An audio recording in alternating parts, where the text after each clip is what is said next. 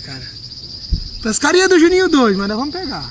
Calma, vai dar certo. Pegando nada, é. Vai dar certo. Epa, tá beliscando, Juninho. Tá beliscando. Olha, tá beliscando. Peraí, segura, Juninho. O pé dele. Rapaz, o bicho é forte, cara. Segura, Juninho. Rapaz, peraí, Juninho. Rapaz, o peixe é forte. É grande. Agora É grande demais. Peguei, cara, peguei. O peixe é forte. Cara.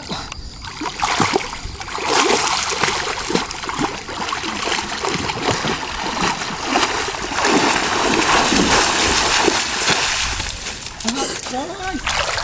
Tamanho. Rapaz. O tamanho. esse é grande, hein?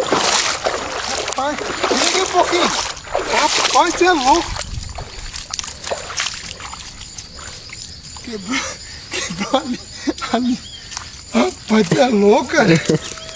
Rapaz, machucou meu dedo. Desligou? Dá um zoom nele aí. Tamanho desse peixe, cara.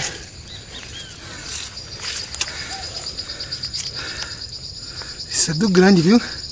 Dá um zoomzinho nele aí. Abaixa o cutelo.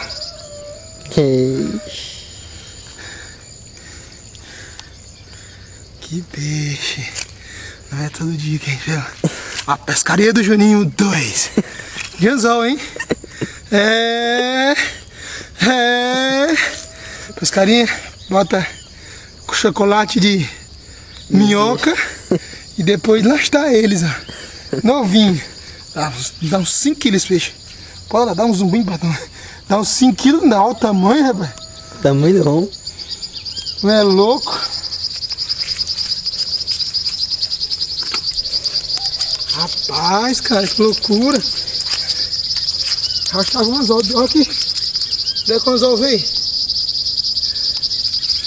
Peixe muito grande pro anzol, muito pequeno. Não tá mostrando aí o anzol? Olha aí.